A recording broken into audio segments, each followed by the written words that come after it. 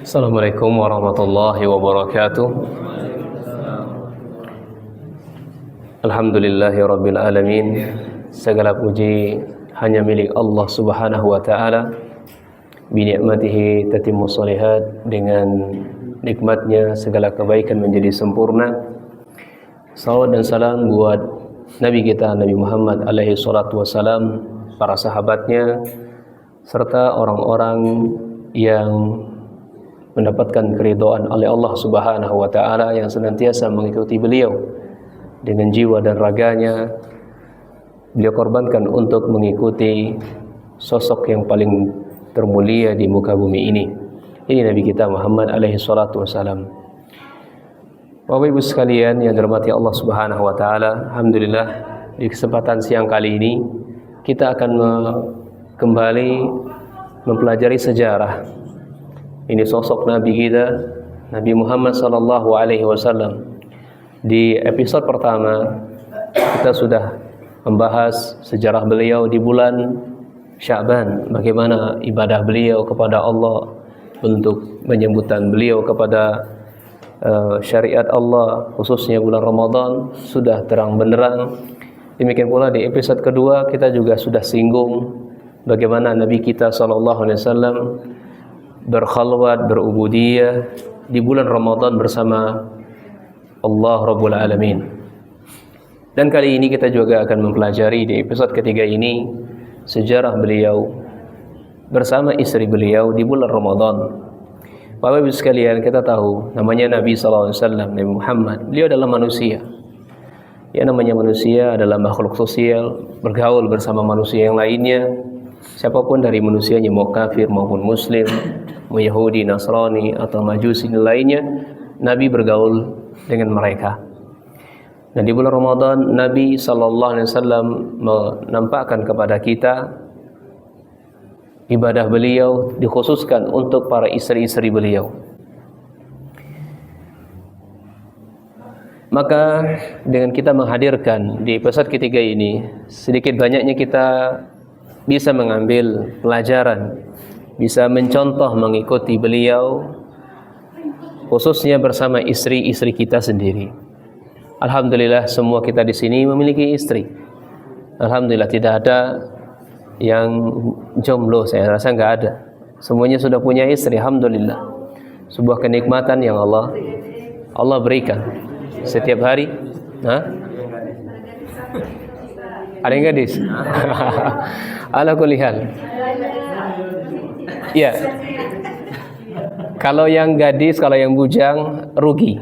Ya, kalau gadis dan bujang itu rugi. Kenapa? Karena tidak mendapatkan kesempurnaan ibadah bagi orang yang sudah nikah. Masya Allah Pak Ibu sekalian. Jadi ibadah nikah ini, berumah tangga ini, itu sampai dibawa ke surga nanti. Jadi awal kita menikah, Bapak Ibu sekalian, dari awal kita menikah itu sudah dihitung oleh Allah dari menit pertama ketika saya terima nikah binti fulana, itu sudah dihitung pahala oleh Allah. Coba bayangkan. Jadi bagi orang-orang yang jomblo, yang belum nikah, ya sarannya nikah. Sarannya nikah hari ini. Iya, segera. Ustaz, nggak ada jodohnya Ustaz. Sini banyak insyaallah. Ada yang mau jadi yang nyari yang kedua, ada ini. Ya ada ya. Enggak. Jadi kalau menikah itu Masya Allah ya, yang kita hadirkan di depan mata kita ini. Jadi sebelum nikah nih, istri kita atau suami kita ini, inilah yang akan bersama kita di surga nanti. Itu prinsipnya harus tanamkan nih. Jadi kalau mau nikah itu dicarilah ya pendamping hidup yang memang layak membawa kita kepada surga Allah Subhanahu wa taala. Rasul sallallahu alaihi wasallam memilih istrinya itu enggak main-main, bukan asal pilih, asal comot segala macam, enggak. Beliau sudah diberikan oleh Allah seperti itu. Beliau tahu istri-istri beliau ini akan membersamai beliau di surga. Makanya ketika di bulan Ramadan Nabi sallallahu alaihi wasallam bersama keluarganya adalah keluarga yang sangat harmonis, keluarga yang penuh ketenangan, keluarga yang penuh kedamaian. Tidak ada di bulan Ramadan cekcok tuh, Masya Allah, luar biasa, nggak ada itu. Jadi fokus benar-benar ketenangan, kebahagiaan di dalam rumah tangga. Sebelumnya ikhwan sekalian, Bapak Ibu sekalian, sudah kita pelajari sebuah hadis yang disampaikan oleh Nabi SAW, inna atqakum wa a'malakum billah ana. Sesungguhnya yang paling bertakwa kepada Allah, yang paling mengenal Allah Rabbul Alamin, ini saya. Dalam ayat lain juga dikatakan anna atqakum lillah wa a'lamukum bihududillah. Orang yang paling bertakwa kepada Allah, orang yang paling menjaga batasan-batasan Allah adalah saya, kata Nabi SAW. Kemudian di dalam hadis lain disebut, dikatakan khairukum khairukum li ahli wa ana khairukum li ahli. Sebaik-baik kalian adalah orang yang paling baik kepada keluarganya, dan saya, kata Nabi, adalah orang yang paling terbaik buat keluarga saya, istri-istri saya. Nah, hari ini kita akan mempelajari sejarah sosok Nabi di bulan Ramadan bersama istrinya. Yang pertama, hadirin ya, hadirat yang dirahmati Allah Subhanahu wa taala, rujukan kita tentu dari Al-Qur'an dan Sunnah as-sahihah, dari Al-Qur'an dan hadis Nabi sallallahu alaihi wasallam yang sahih, diambilkan dari Bukhari dan Imam Muslim dan yang lainnya. Hal yang perlu kita pahami, yang pertama adalah setelah Nabi SAW mendapatkan taufik oleh Allah menjadi manusia yang paling bertakwa, paling mengenal Allah, dan paling baik terhadap istrinya, sehingga cukuplah hal itu menjadi motivasi bagi kita. Saya ini sebagai seorang suami, saya ingin menjadi suami yang terbaik buat istri dan keluarga saya. Di bulan Ramadan, Nabi SAW, ini sejarah Pak, tetap mengajarkan istrinya tentang ilmu agama. Tetap mengajarkan istri tentang ilmu agama. Bukan berarti begini Pak, saya punya istri, anak saya sini deh, sini sayang duduk sama saya, sama ayah, sama abi, sama siapa sebutan kita begitu, sini ayah mau menyampaikan ayat Al-Quran, ayah menyampaikan hadis, enggak begitu maksudnya. Ya bagaimana, seperti biasa kita sebagai di sini adalah saya, atau kita semuanya di sini sebagai seorang penuntut ilmu, ya belajar seperti ini. Tapi di rumah tidak begitu cara prakteknya. Demikian pula Nabi SAW juga tidak begitu. Duduk bersimpuh, sini Aisyah, sini istri-istri yang lainnya, Sofia dan seterusnya. Saya ingin menyampaikan syariat Allah, enggak gitu.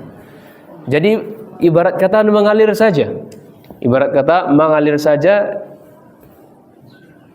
Yang datang dari Rasul sallallahu alaihi wasallam. Nabi sallallahu alaihi wasallam di bulan Ramadan ini tidak pernah berhenti mengajarkan istri-istrinya tentang ilmu agama. Hal ini dikisahkan langsung oleh istri Rasul sallallahu alaihi wasallam, yakni Ummul Mukminin Aisyah. Kata beliau, "Ya Rasulullah, ara'aita in alimtu ayyul lailatin lailatul qadar, ma aqulu fihi?" Ya Rasulullah, apa pandangan engkau? Bagaimana kalau saya mendapati suatu malam, yang malam itu adalah malam Lailatul Qadar? Kira-kira kalau saya dapati posisi itu, apa yang saya lakukan? Maka pahamnya kita dalam pertanyaan Ummul Mukminin Aisyah ini kepada Rasul, Ummul Mukminin Aisyah nggak ngerti apa bacaannya ketika kita menjumpai malam Lailatul Qadar. Maka Nabi SAW mengajarkan, ini namanya ya ta'lim, mengajarkan ilmu kepada istri beliau. Kata Nabi SAW, Allahumma innaka afun tuhibbul afwa fa'fu anni. Ini yang diajarkan oleh Rasulullah SAW. Ya Aisyah, kalau engkau benar-benar menjumpai malam Lailatul Qadar itu, maka bacalah, ya Allah, sesungguhnya engkau wahai zat yang maha pengampun, yang mencintai, menyukai ampunan, maka ampunilah saya, maka maafkanlah saya. Hadis ini juga yang dijadikan sandaran hukum atau istimbat hukum para ulama, bolehnya seseorang berdoa setelah salat tarawih. Bolehnya seseorang berdoa setelah salat tarawih sesuai dengan kebutuhan hajatnya dia masing-masing. Dan secara khusus Nabi SAW menyampaikan di sini adalah doa ketika mendapati malam Lailatul Qadar. Doanya umum, apa saja yang kita butuhkan, hajat kita di malam tersebut, maka sampaikan. Lebih khusus lagi mohon ampunan kepada Allah Subhanahu wa taala atas dosa-dosa kita. Demikian pula Praktek yang berikutnya yang dialami oleh Aisyah istri Nabi sallallahu alaihi wasallam, kana yusibuna zalika fa nu'maru biqada'i shaum wa la nu'maru biqada'i shalah. Ya Rasul, kami ini wanita. Ya namanya wanita sama-sama tahu pasti mengalami haid, pasti nifas. Nah, ketika bulan Ramadan kami menjumpai itu ya Rasul. Terus bagaimana solusi yang ditawarkan? Maka ditawarkan oleh Rasulullah SAW, kalau masalah puasa, ya, maka kata Nabi SAW biqada'i shaum, silakan puasanya diganti di kemudian hari, di waktu-waktu yang engkau dibolehkan untuk berpuasa. Tapi kalau sholat nggak ada qada. Maka hadis ini dijadikan istimbar hukum para ulama bolehnya mengajarkan ilmu agama di bulan Ramadan. Lebih khusus lagi mengajarkan para istri-istri kita. Berdasarkan dalil yang kita baca, para ulama mengatakan ini menunjukkan setiap muslim harus tunduk dan patuh terhadap dalil, terhadap Al-Quran dan As-Sunnah yang sahih. Dia harus menerimanya. Tidak boleh untuk dia membangkang. Karena sifat orang yang beriman kepada Allah digambarkan oleh firman Allah Subhanahu wa taala dalam surah An-Nur ayat 51. Innama kana qaulal mu'minina idza du'u ila Allah wa rasulih liyahkuma bainahum ay yaqulu sami'na wa ta'na. Dalam ayat ini Allah mengawali kalimatnya dengan innama, artinya menunjukkan pembatasan.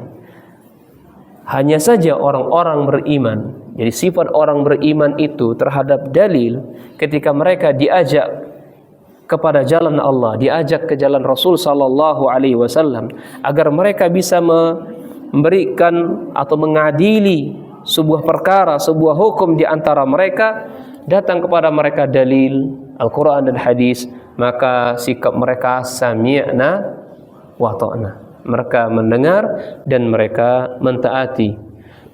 Bukan membangkang, bukan menolak atau mencampakkannya. Wa ulaika humul muflihun, dan orang yang seperti inilah orang-orang yang beruntung, orang yang mendengar dan mentaati apa yang disampaikan oleh Allah dan Rasulnya terhadap hukum yang diselesaikan oleh Rasul sallallahu alaihi wasallam.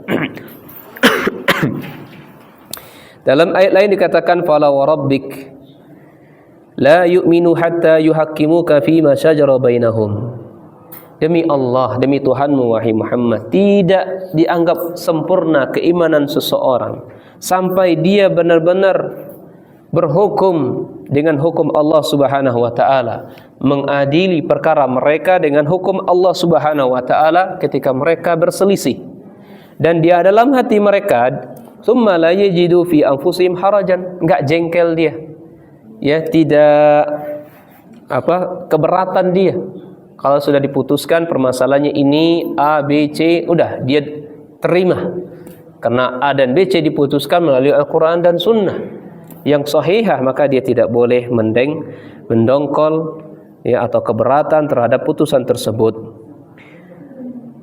Dan seterusnya dari ayat-ayat yang lainnya. Ini poin pertama. Dari Rasul sallallahu alaihi wasallam sejarahnya di bulan Ramadan tetap mengajarkan istrinya, dan istrinya Nabi sallallahu alaihi wasallam tadi membangkang atau tidak? Tidak. Beliau sami'na wa ata'na. Kemudian poin yang kedua, di sejarah di bulan Ramadan ini, Nabi sallallahu alaihi wasallam bersama istrinya. Istri beliau itu adalah ma'rifatuhunna radhiyallahu anhunna bihalihi. Jadi beliau, para istri-istri Nabi itu sangat paham betul kondisi suaminya. Ibu kan sangat mengerti dengan situasi dan kondisi suaminya. Kapan suami lagi mood, kapan suami enggak mood, ya. Kapan suaminya lagi senang, kapan suaminya lagi ingin bercanda, bergurau. Ibu paham kondisi sang suami. Demikian pula Nabi SAW dipahami betul oleh istri-istri beliau, keadaan beliau, bagaimana kondisi Nabi SAW. Sebagaimana Ummul Mukminin Aisyah menceritakan, kana Nabi sallallahu alaihi wasallam idza shalla salatan ahabba ay yudawima 'alaiha wa kana idza ghalabatun naum atau ghalabahu naum aw waja'a an qiyamil lail shalla minan nahari sinta asyara raka'atan wala a'lamu nabi sallallahu alaihi wasallam qara'a al-Qur'an kullahu fi lailah wala shalla lailatan ila subhi wala shama syahran kamilan ghaira Ramadan. Jadi paham betul istri Nabi ini kepada istri Nabi kepada Nabi sallallahu alaihi wasallam. Yang pertama, Ummul Mukminin Aisyah radhiyallahu anha sangat paham Nabi. Kalau Nabi apabila menyukai sebuah salat, ya, maka Nabi sallallahu alaihi wasallam akan yudawim, akan senantiasa berkelanjutan melakukannya atau terus-terusan melakukan amalan tersebut. Ini poin yang pertama. Kemudian yang kedua, apabila Nabi sallallahu alaihi wasallam di salat malamnya atau salat tarawih, mungkin Bapak Ibu sekalian, ketika suaminya ini makannya banyak sekali, akhirnya salat tarawihnya ngantuknya super ngantuk. Ya. Atau lagi baca Al-Qur'an ngantuknya super ngantuk, akhirnya ngelantur bacaannya. Maka ketika melihat seperti ini, ya, sang suami atau sang istri sudah tahu, Abi, ya, tunda dulu sholatnya. Atau suaminya ini sakit. Kalau dalam hadis ini kan Nabi yang ngantuk berat. Dan juga Nabi SAW sakit. Atau hal-hal yang menghalangi seseorang dari sholat tarawih. Apa biasanya? Safar atau segala macamnya. Atau mungkin dia lagi jaga pasien. Di sini rumah sakit nggak bisa, pokok pasien ini nggak ada penjaganya, saya yang jagainnya. Kalau sholat malam saya nggak bisa, gimana caranya? Berarti saya luput dong dari pahala sholat malam di bulan Ramadan yang banyak sekali pahala-pahalanya. Maka tawaran yang dia sampaikan Nabi Sallallahu Alaihi Wasallam, beliau mengqadanya di siang hari. Siang hari ini nih. Kalau sholat malam jumlahnya bebas. Berapa rakaat? 11 rakaat boleh. 20 rakaat boleh. Tapi yang yang dilakukan Nabi SAW dinampakkan oleh para sahabatnya 11 rakaat. Kepada istri-istri beliau juga begitu. Nah, bagi kita yang terlambat atau tidak ada halangan untuk melakukan sholat seperti itu, sholat malam, maka beliau qadha di siang hari. Berapa jumlahnya? Menjadi 12. Menjadi 12 rakaat. Itu keadaan yang kedua dijampaikan oleh Mukminin Aisyah tentang Nabi sallallahu alaihi wasallam. Kemudian yang ketiga, wala a'lamu nabiyya sallallahu alaihi wasallam qara'al Qur'an kullaha fil lail. Dan saya tidak tahu. Saya enggak paham, saya enggak ngerti. Kalau Nabi membaca Al-Qur'an dalam satu malam itu satu kali baca khatam, enggak. Enggak begitu kata Nabi kata Ummul Mukminin Aisyah. Iya, ini menunjukkan Nabi sallallahu alaihi wasallam membaca Al-Qur'an itu dengan penuh makna, dengan penuh tadabbur membacanya. Ini poin yang ketiga. Kemudian wala shalla lailah illa subhin, dan juga saya tidak pernah tahu salat malamnya Nabi sallallahu alaihi wasallam dari ba'da Isya sampai pagi hari, sampai subuh. Kemudian yang berikutnya wala shoma syahra kamilan ghair Ramadan. Saya juga tidak pernah tahu apakah Nabi SAW puasa full di bulan Sya'ban dan bulan lainnya. Tapi bulan Ramadan saya paham. Rasulullah SAW Ramadan full puasanya. Maka hadis ini menunjukkan Ummul Mukminin Aisyah sangat paham betul keadaan suami. Pertanyaan, Pak, istri kita paham enggak dengan keadaan kita begitu? Hah? Kita lagi capek, pulang kerja gitu kan, seterusnya ya. Mau selonjoran sedikit, Mas tolong Mas, ambilin ini Mas. Subhanallah, gitu kan, kasihlah jeda dikit suaminya waktu gitu kan. Sampai suami pulang kerja, mampir lagi ngomong bayi, Mas ini Mas gentongin Mas. Dari pagi saya gendong bayi capek Mas. Loh, nak kira suaminya selama ini di luar itu udah ngapain? Main-main apa? Enggak. Iya, capek, suami itu di luar juga capek begitu, sama-sama capek. Nah, jadi sang istri itu pengertian, ya, harus ngerti dengan kondisi sang suami, sebagaimana Ummi Aisyah radhiyallahu anha, ya, paham betul dengan kondisi suami beliau. Kemudian hadis yang berikutnya juga dikatakan, kanat ya kaifa kanat, ini dari Aisyah juga. Beliau ditanya tentang salat Rasul sallallahu alaihi wasallam, tentang salat Ramadan beliau. Kanat salatu Rasulullah sallallahu fi Ramadan. Ya Rasulullah, bagaimana salat Ramadannya Rasul? Arti salat tarawih. Faqalat ma kana yazidu fi Ramadan wala fi ghairi Ramadan illa ihda asyraka. Dan saya enggak tahu, kata beliau, ma kana yazidu fi Ramadan. Naam. Adalah Nabi sallallahu alaihi wasallam di dalam Ramadan dan di luar bulan Ramadan tidaklah lebih melaksanakan salat tarawih itu 11 rakaat. Yusalli arba'an fala tas'al ala husnihinna wa tulihinna, summa yusalli arba'an fala tas'al, demikian seterusnya, summa yusalli salasan. Jangan pernah kalian tanya ya berapa panjang, berapa bagusnya bacaan Nabi dalam salatnya. Yang penting di rakaat pertama Nabi sallallahu alaihi wasallam di salat yang pertama beliau melaksanakan 4 rakaat, kemudian di salat kedua 4 rakaat, di salat ketiga adalah 3 rakaat. Ini yang kita lakukan di musalla ada di masjid kita ini.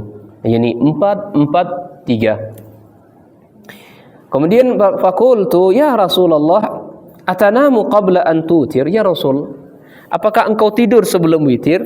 Dijawab ya Aisyah, ini ainaya tanaman, sesungguhnya mata saya ini tertidur, ya, tapi wala yanamu qalbi, hati saya tidak tidur. Ini menunjukkan hadis ini Aisyah sangat paham betul kondisi Nabi sallallahu alaihi wasallam. Demikian pula dalam hadis lain, wa bata Rasul sallallahu alaihi wasallam ghaira ghafil wa sabata an-nasu makanahum hatta kharaja Rasul sallallahu ila subhi. Rasul sallallahu alaihi wasallam sejarahnya salat tarawih itu di zaman Rasul itu tidak full salat tarawih, hanya beberapa malam saja beliau lakukan. Ya. Maka di malam ketiga, di malam keempat Rasul sallallahu alaihi wasallam tetap di rumahnya salatnya. Salat tarawih tetap di rumahnya. Sampailah para sahabat menunggu di pagi hari, baru kalian Rasulullah nongol, muncul di siang pagi harinya setelah salat waktu subuh. Ditanyalah pada Rasulullah, ya Rasulullah, dan seterusnya, kenapa engkau salat tidak datang malam tadi mengimami kami? Kata Nabi sallallahu alaihi wasallam yang singkatnya, saya khawatir salat tarawih ini akan diwajibkan.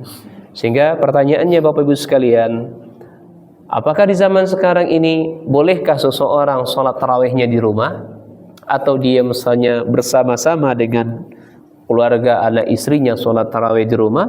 Maka jawabannya sangat boleh. Ya, apa yang dilakukan oleh Rasulullah sallallahu alaihi wasallam ini kalau tanya boleh atau tidak, ya. Kalau ditanya boleh atau tidak boleh. Iya. Tapi kalau bicara tentang afdalnya mana, maka tetap afdalnya di masjid, tetap afdalnya di masjid, sebagaimana ya sunnah yang dilakukan oleh para sahabat Nabi sallallahu alaihi wasallam. Ini Umar bin Khattab. Taib, ini hadis-hadisnya tentang hal ini masih sangat banyak sekali. Tentang istri-istri beliau sangat paham betul dengan keadaan Rasul sallallahu alaihi wasallam. Poin yang ketiga, sejarah juga menunjukkan hasuhu sallallahu alaihi wasallam lahunna alayya fi'il khairat wa i'anatihinna. Nabi sallallahu alaihi wasallam di bulan Ramadan ini tetap memotivasi para istrinya untuk melakukan kebaikan dan membantu mereka. Jadi suami di bulan Ramadan ini tetap juga dianjurkan untuk membantu para istri. Kalau boleh dibahasakan sederhananya adalah reward, ya, reward. Amalannya ini, rewardnya ini.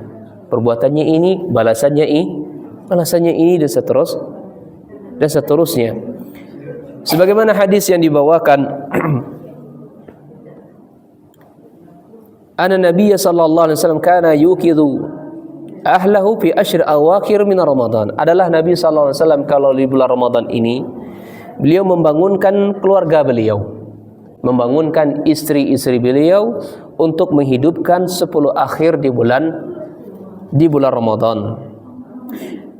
Wahtimamu sallallahu alaihi wasallam bihadzal janib, perhatian Nabi sallallahu alaihi wasallam dalam hal ini itu sangat jelas sekali, sebagaimana kisah yang masyhur di tengah kita. Jadi Nabi sallallahu alaihi wasallam i'tikaf tilkal ayami fil masjid wa lam yakun fi manzilih. Adalah Nabi SAW i'tikaf di masjid pada beberapa hari dan tidak berada di rumahnya. Kana Rasulullah SAW yujawizu fi ashri awakhir min Ramadan fayaqulu taharraw lailatul qadri fi ashril awakhir min Ramadan. Wahai istri-istriku, carilah oleh kalian malam Lailatul Qadar di 10 terakhir di bulan Ramadan. Ini menunjukkan Nabi SAW memotivasi istrinya, membantu istrinya untuk berlomba-lomba mencari amal kebaikan. Dalam hadis lain dikatakan, "Tsumma lam yusalli bina hatta baqiya thalathu min asy-syarr." وصلى بنا من الثالثة ودعا له ونساءه فقام بنا حتى تخوفنا الفلاح قلت له ما الفلاح قال السحور. Ini hadis yang berbicara tentang asal muasal dari sholat tarawih di malam pertama, malam kedua, malam ketiga sampai malam keempat. Nabi SAW sholat bersama para sahabatnya atau sholat bersama para istrinya, sampai-sampai kami khawatir akan berlalunya al-falah. Apa itu al-falah? Kata Ummul Mukminin Aisyah, kata Abi Dzar, al-falah adalah as-sahur. Al-falah ada sahur. Sampai kami khawatir waktu sahur hilang dari diri kita. Dan hadis lain sangat banyak. Kemudian yang poin yang keempat, poin yang keempat, Nabi SAW bersama istrinya adalah iznuhu sallallahu alaihi wasallam lahunna bil itikafi ma'ahu. Nabi SAW memberi izin kepada istri-istrinya untuk iktikaf bersama beliau di masjid. Ibu sekalian, Bu, ada nggak suami ibu di sini? Nggak ada. Atau suami yang ada di sini? Nanti 10 terakhir, nanti nih, sekarang baru 2 minggu kita Ramadan. Ya, nanti di 10 akhir Ramadan, bagi bapak ibu sekalian yang mau iktikaf, maka istrinya diajak. Diajak. Sebagaimana yang dilakukan oleh Nabi SAW, istri-istrinya diajak untuk iktikaf. Mari kita lihat izinnya istri-istri beliau kepada Rasul sallallahu alaihi wasallam. Anna Rasul sallam zakara ayyatakifa asyra awaqi min Ramadan fasta'zantahu atau fasta'zanathu Aisyatu fa'azina laha wa sa'alat Hafsah Aisyah an tasta'zina laha fafa'alat. Wa fi riwayah fasta'zantahu atau fasta'zanathu fa'azina li wasta'zantuhu Hafsah fa'azina laha. Masya Allah, luar biasa. Ummul Mukminin Aisyah minta izin kepada Rasul, ya Rasulullah, kamu sholat iktikaf nih, saya juga mau dong, tolong ikutkan saya iktikaf. Maka Rasul SAW mengizinkan istrinya untuk iktikaf. Luar biasa. Melihat Aisyah juga iktikaf, maka Hafsah melihat Aisyah dapatkan izin untuk iktikaf, maka Hafsah ingin pula. Ya Rasul, Aisyah kan diizinkan tuh, saya juga ikut dong. Maka Nabi SAW juga ikut mengizinkan Hafsah untuk iktikaf bersama Nabi SAW. Ini iktikafnya di mana? Jadi di Masjid Nabawi. Ini menunjukkan Rasul SAW mengizinkan para istrinya ikut iktikaf bareng di masjid. Dan ini sunnah yang jarang kita lihat. Sunnah yang sangat jarang. Jangankan membawa iktikaf istri ke masjid, bapaknya pun juga tidak ada iktikaf.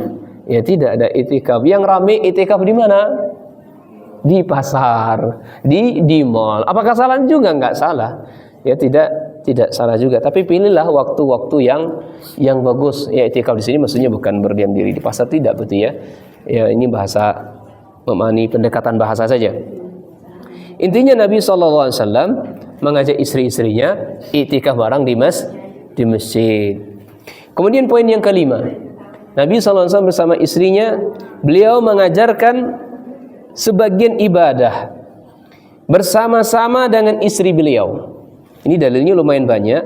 Kita sebutkan satu saja di antara ibadah yang dilakukan oleh Nabi bersama istrinya adalah sholat tarawih berjamaah di masjid. Jadi Bapak Ibu sekalian, ketika istrinya minta izin sholat tarawih berjamaah di masjid, jangan dilarang. Ya, jangan dilarang karena Nabi SAW mengajak istrinya sholat tarawih di masjid berjamaah. Demikian pula yang kedua adalah i'tikaf. Kemudian poin yang keenam, Nabi SAW bersama istrinya. Ini bagusnya cara Nabi SAW bergaul dengan istrinya. Ini Nabi SAW berupaya menyenangi istri-istrinya. Apa bentuk Nabi menyenangi istrinya di bulan Ramadan? Ini bentuk Nabi SAW menyenangi istrinya di bulan Ramadan. Yang pertama, Nabi SAW tetap bermesraan, tetap mencium istrinya, tetap mencumbu rayu istrinya. Subhanallah. Kalau sekarang gimana? Jangan dekat-dekat mas, bau mulut mas. Mulutmu tuh bau mas, enggak gitu ya. Iya, tetap, masya Allah. Ini dikisahkan langsung oleh Aisyah radhiyallahu anha. Kana Nabi sallam yuqabbilu wa yubashshiru wa huwa sha'im wa kana amlakakum li'irbih. Di bulan Ramadan siang hari, Nabi sallallahu alaihi wasallam tetap mencium saya, tetap mengkecup saya, tetap bercumbu rayu, bersenang-senang dengan saya, padahal beliau puasa. Dan beliau adalah orang yang paling kuat menahan hawa nafsunya. Sehingga hadis ini Bapak Ibu sekalian jadikan sandaran hukum oleh para ulama bagi mereka yang bisa menahan syahwatnya agar mereka tidak berhubungan badan di siang hari bulan Ramadan, silakan. Tapi bagi mereka yang enggak kuat, jangan. Ya, bagi mereka yang enggak kuat, jangan. Khawatir timba masuk dalam sumur siang hari. Pernah ikhwan ya? Ada pemuda umur 25 tahun datang ke ana. Ustaz, ana ini sebenarnya tahu Ustaz, iya, bahwasanya berhubungan badan di siang hari bulan Ramadan sama istri itu enggak boleh. Tapi saya nikahnya bulan Ramadan Ustaz. Nah siang hari istri saya nih mancing-mancing saya Ustaz gitu kan. Pakai bajunya seksi sekali. Subhanallah. Laki-laki mana yang coba yang enggak tergoda Ustaz? Ya sudah akhirnya saya sikat Ustaz gitu kan. Subhanallah. Ana langsung tanya langsung ya. Bukan sikat gigi, Bu. Ya, bukan sikat gigi. Saya hajar langsung Ustaz ya. Ya. Jadi saya ini gimana Ustaz ya? Iya.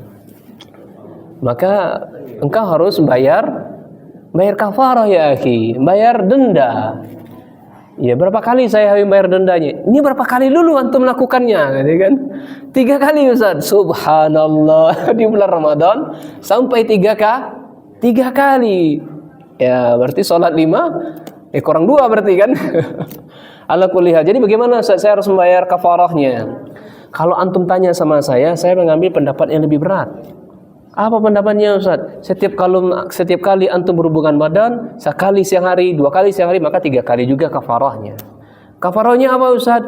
Maka kafarahnya yang pertama sesuai dengan ayat yang panjang dari hadis Rasulullah SAW adalah engkau memerdekakan seorang budak. Sekarang budak enggak ada lagi. Kenapa budak yang pertama dipilih oleh Nabi SAW? Karena budak itu mahal. Budak itu mahal. Dan tidaklah orang yang memiliki budak adalah orang-orang yang paling kaya di zaman Nabi SAW. Kalau boleh ditawar saat sekarang ini, mungkin bisa miliaran harga seorang budak. Kalau ditaksir zaman sekarang dengan rupiah, mungkin bisa miliaran. Gak sanggup seseorang untuk memerdekakan budak, hanya orang-orang kaya. Maka polisi yang kedua adalah dia harus berpuasa 2 bulan berturut-turut. Kemudian yang ketiga, baru dia memberi fakir miskin ini makan sebanyak 60 fakir miskin makan. Dan ini bukan sifatnya pilihan. Karena kalau sifatnya pilihan, maka akan terjadi para suami bermudah-mudahan dalam beragama. Bagi orang yang kaya enteng saja, berapalah membagi? 1 bungkus nasi kan 20.000. Kalau 60 orang, 60 kali 20, ya paling 1.200.000. enteng bagi saya. Penghasilan saya satu hari aja 500 juta, ya kan? Jadi setiap hari enggak gitu. Maka pendapat yang benar adalah dia harus berurutan. Yang pertama sudah enggak mampu dia, budak enggak ada zaman saat ini. Maka dia harus yang menjalani yang kedua, kafarahnya. Harus berpuasa 2 bulan berturut-turut.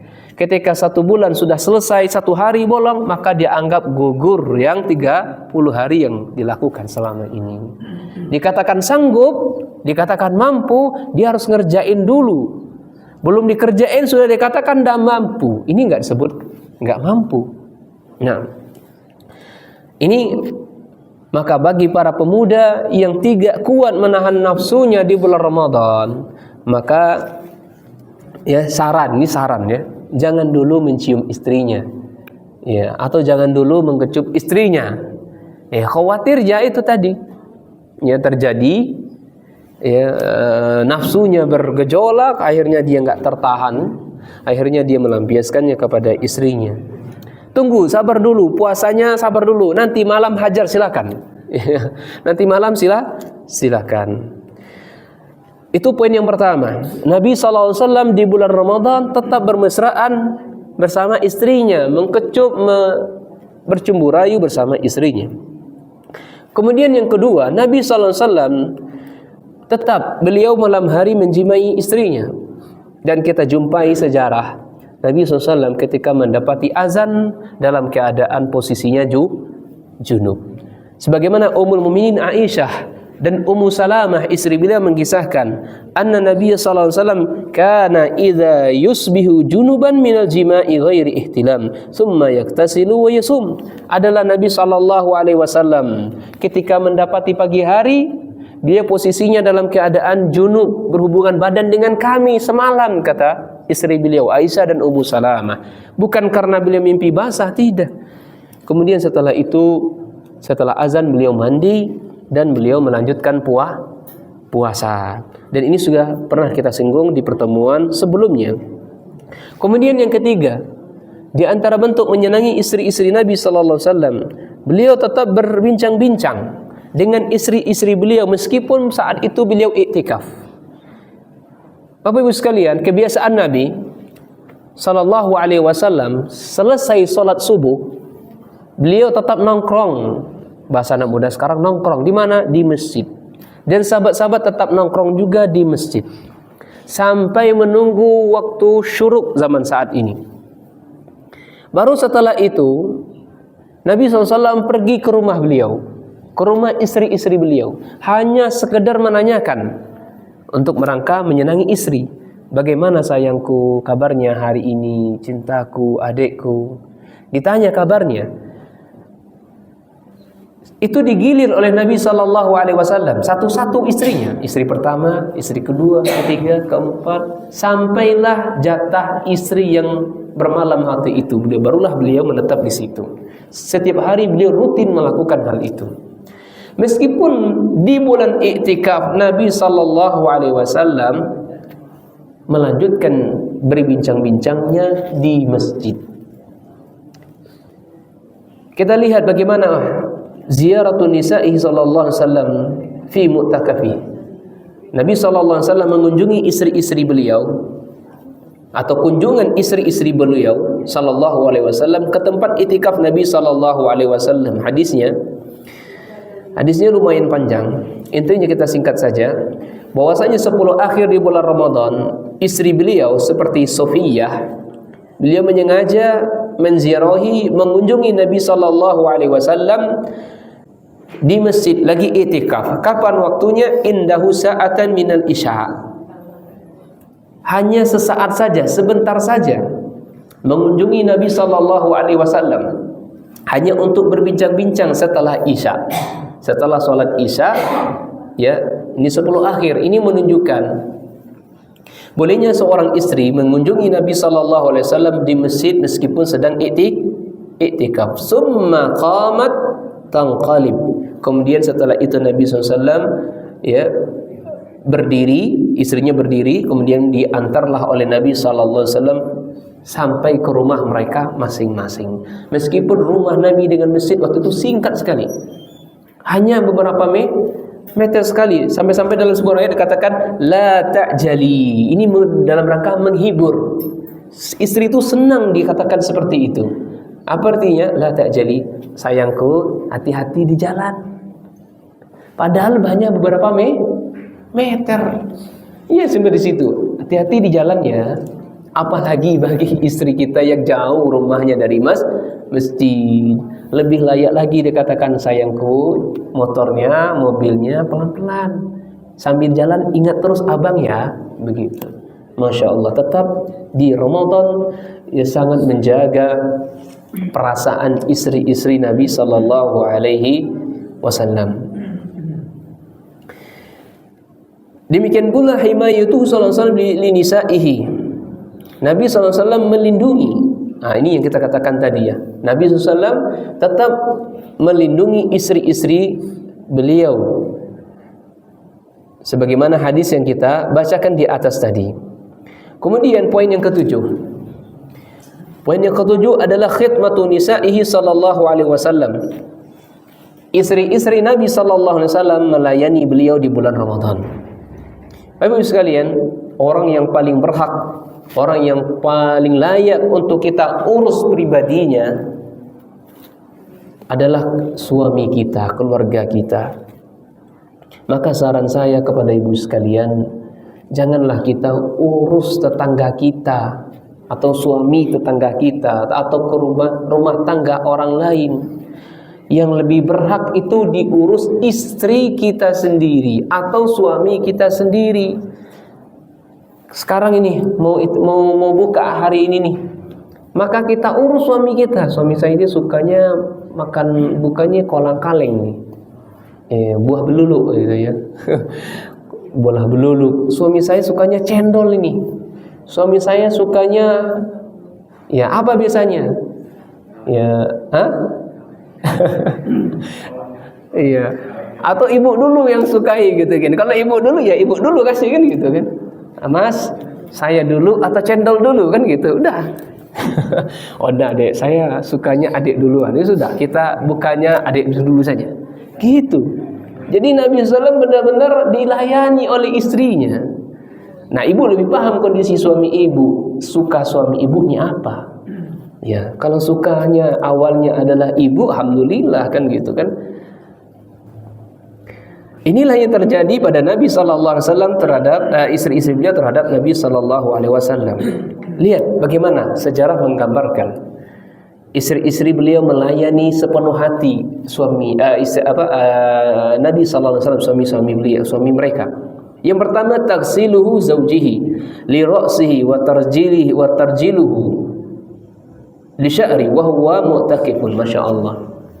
Di bulan Ramadan suaminya Ibunda Aisyah radhiyallahu anha dan istri-istri Nabi sallallahu alaihi wasallam tetap dikeramas rambutnya. Bu, hari ini Bu dah keramasi rambut suami belum? Enggak, Ustaz. Nah, jangan. Sering-sering, Pak. Bu, kalau Bapak nanti kan saya dapat kajian tadi. Istri Nabi dulu ngeramasi rambut suaminya, dikeramasi rambutnya. Ini Nabi sallallahu alaihi wasallam dalam posisi itikaf, Pak. Ya, dikeramasi rambutnya. Masjid Nabi itu dekat dengan rumah Nabi. Kalau Nabi bersandar di dinding, kemudian menjelakkan kepalanya di jendela-jendela itu, maka sudah masuk ke wilayah rumah Nabi sallallahu alaihi wasallam. Maka sangat gampang Ummul Mukminin Aisyah dan istri lainnya mencuci rambut beliau atau menyisir rambut beliau. Ya. Dan ajibnya jangan ada lagi para istri, ya, Mas, masa sudah gede mau dikeramasin lagi. Mas, masa udah gede mau disisirin lagi, malulah sama anak. Enggak, justru kita mencontohkan itu di depan anak. Tujuannya apa? Nah, kalau engkau punya suami, perlakukanlah suamimu seperti emak memperlakukan ayahmu. Ini pendidikan luar biasa. Hal-hal yang baik dipertontonkan kepada anak, dan anak akan meniru. Inilah Nabi sallallahu alaihi wasallam diservis oleh istri-istri beliau dengan sepenuh hati. Disisir rambutnya, kemudian, dan ini sangat dalilnya sangat panjang, kalau saya baca nggak cukup waktunya. Sementara waktu itu Ummul Mukminin Aisyah atau para istri yang lainnya itu dalam posisi haid, dalam posisi menstruasi. Dalam hadis lain dikatakan wa kana yakhruju ra'sahu fil masjid wa huwa mu'takifun faghsilhu wa ana haid. Ini semana hadis yang kita baca di atas. Kemudian yang kedua, pelayanan istri Nabi kepada sallallahu alaihi wasallam, darbahu zawjihi khiba'an lahu fil masjid liya'takifa fihi. Nabi sallallahu alaihi wasallam dibuatkan oleh istri-istri beliau tenda di masjid untuk beliau iktikaf. Maka berdasarkan hadis yang kita baca, bahwasanya iktikaf itu dibangunkan tenda-tenda agar kita bisa berkhulwat kepada Allah di dalamnya, membaca Al-Quran, berzikir di dalamnya. Itulah yang dilakukan oleh Nabi sallallahu alaihi wasallam. Kana Nabi sallallahu ya'takif fil ashr al-awakhir min Ramadan, fa kuntu adribu lahu hiba fa yusalli subha thumma yadkhuluhu. Ada Nabi sallallahu alaihi wasallam 10 akhir di bulan Ramadan, beliau iktikaf. Kemudian istri-istri beliau membangunkan tenda-tenda untuk beliau. Kemudian beliau salat subuh, setelah itu beliau memasuki tenda-tendanya. Kemudian darbu zawjihi lil hasir lahu liyusalli alaihi wa tayyuha lahu. Sederhananya Nabi sallallahu alaihi wasallam diberikan tikar atau sajadah untuk tempat salat beliau. Luar biasa, sajadah disiapkan atau dibentangkan tikar oleh istri-istri beliau sallallahu alaihi wasallam dan melipatnya kembali. Inilah pelayanan-pelayanan yang dilakukan oleh Ummul Mukminin Aisyah dan para istri lainnya kepada Nabi sallallahu alaihi wasallam. Dan yang terakhir, Nabi sallallahu alaihi wasallam zaujuhu sallallahu bi ba'di nisa'ihi fi Ramadan. Nabi sallallahu alaihi wasallam menikahi sebagian dari istri-istri beliau di bulan Ramadan. Ini kalau ditanya tadi boleh atau tidak menikahi wanita bulan Ramadan, jawabannya sangat boleh. Sebagaimana Nabi sallallahu alaihi wasallam menikahi wanita-wanita di bulan Ramadan. Ada 2 istri yang beliau nikahi di bulan Ramadan. Dikisahkan oleh Ibnu Sa'ad tentang biografi Ummul Mukminin Zainab binti Khuzaimah, istri beliau, bahwasanya beliau ini dinikahi oleh Nabi sallallahu alaihi wasallam wa kana tazwijuhu iyyaha fi syahri Ramadan. Jadi Zainab binti Khuzaimah dinikahi oleh Nabi sallallahu alaihi wasallam di bulan Ramadan.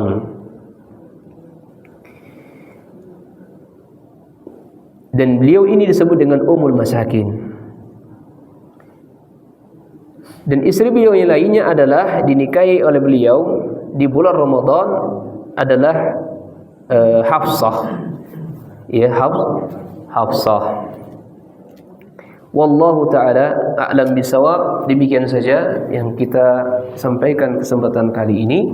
Ada 8 poin Nabi sallallahu alaihi wasallam di bulan Ramadan bersama istrinya. Kita simpulkan. Yang pertama, Nabi sallallahu alaihi wasallam tetap mengajarkan istrinya tentang ilmu agama. Yang kedua, istri Nabi sallallahu alaihi wasallam sangat paham betul situasi dan kondisi Nabi sallallahu alaihi wasallam, apa yang dibutuhkan oleh Nabi sallallahu alaihi wasallam. Kemudian yang ketiga, Nabi sallallahu alaihi wasallam, masih ingat enggak? Kita sama-sama belajar. Yang ketiga, Nabi sallallahu alaihi wasallam tetap perhatian dan menjaga istri-istri beliau di bulan Ramadan untuk ibadah. Yang keempat, beliau melaksanakan sebagian ibadah bersama istri-istri beliau di bulan Ramadan. Yang kelima, beliau mengizinkan istri-istri beliau di bulan Ramadan untuk iktikaf. Yang keenam, Nabi SAW tetap menjaga perasaan istri-istri beliau, bermesraan dengan istri-istri beliau di bulan Ramadan. Kemudian yang ketujuh, Nabi SAW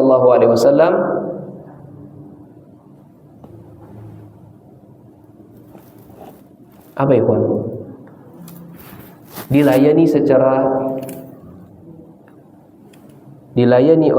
Dilayani oleh istri-istri beliau di bulan Ramadan. Dan yang kedelapan, Nabi SAW menikahi beberapa istrinya di bulan Ramadan. Wallahu taala a'lam bishawab. Demikian saja. Semoga Allah memaafkan kami dan mengampunkan kita semuanya. Subhanakallahumma bihamdika asyhadu an la ilaha illa anta astaghfiruka wa atubu ilaik. Assalamualaikum warahmatullahi wabarakatuh.